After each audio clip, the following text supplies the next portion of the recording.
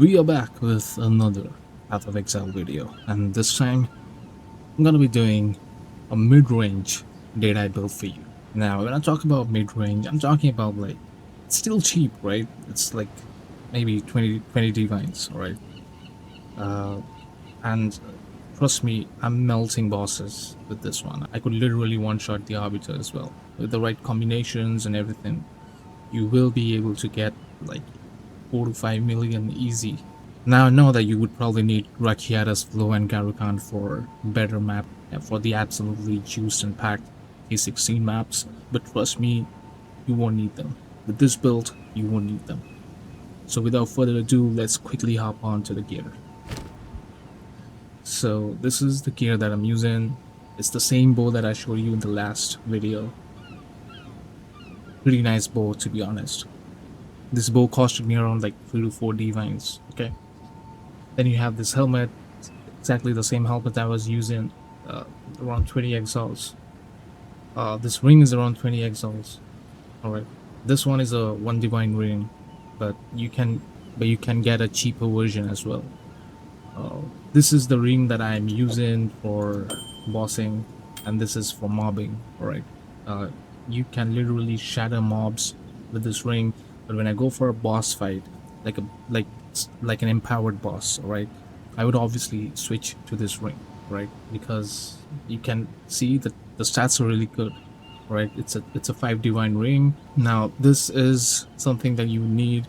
I was using Hyries or whatever, you know, that whatever that armor is called, that gives you a lot of extra damage, but the sad part is that evasion really sucks, okay? And you need some resistance, so I preferred wearing this one instead. So I sacrificed a little bit of damage for my defenses, right? So yeah, this is the one that I'm using. It has energy shield and evasion. Now we all know energy shield is the best in the game, so the more energy shield you have, the more chances for you to survive, right? Then we have this glove. It's like a 6 divine glove, right? It's pretty nice. Not the best glove out there. I obviously could have done better, but at that moment I just couldn't find a better one. So yeah, 6 divines. Okay, this is the boot that I'm using. Alright, you might as well use this belt for extra damage. If you want some defense, you can use this one. Alright, this is my secondary belt. This is what I use when I run absolutely juiced maps, right? Because you never know from where you're gonna get hit. You need to have some sort of survivability to your build. This is for bossing, right? So just before I go for a boss fight, I would probably switch belts, right? And the ring, obviously. So this is my build. All right, so this is the amulet that I'm using, okay? Next up, we have the skills and obviously Mirage Deadeye. These are the 4 gems that I'm using with it. We have Snipe. This one actually does like 3 to 4 million damage each time. We have Wind Dancer, Ice Tipped Arrows. We have Barrage. We have Mirage Usher with Ice Shot, obviously. We have Ghost Dance. Now this is pretty insane, to be honest, right? This is what I'm using for my survivability, and it really helps. Okay, you need this. And then you have Freezing Mark,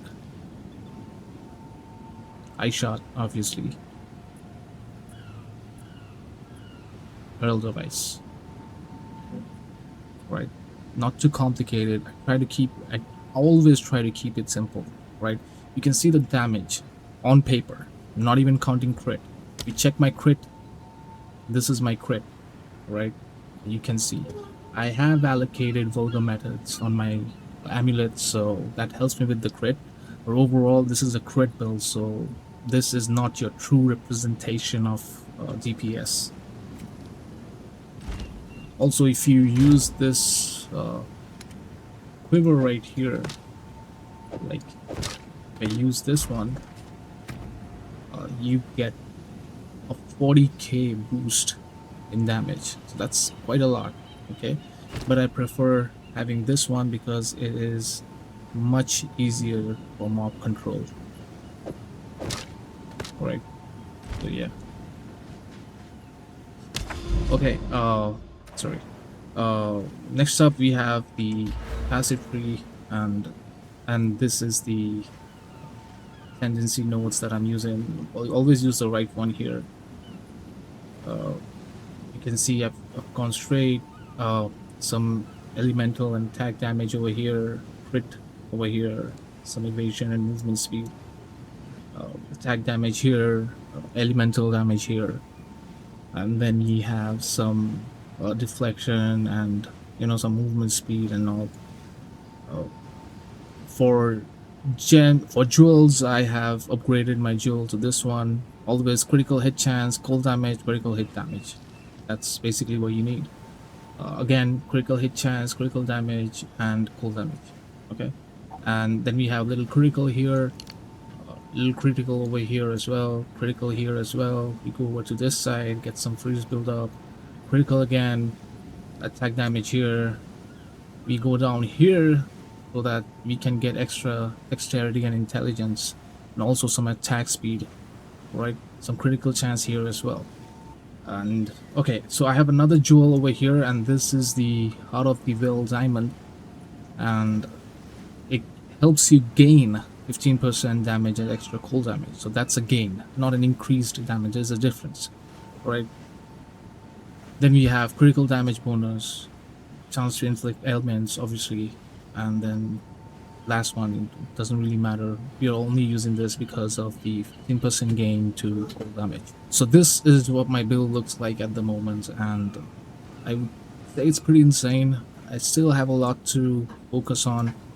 I'm gonna be improving on this build again, and I will be making another video on this. So thank you so much for watching, and I'll see you again in the next one.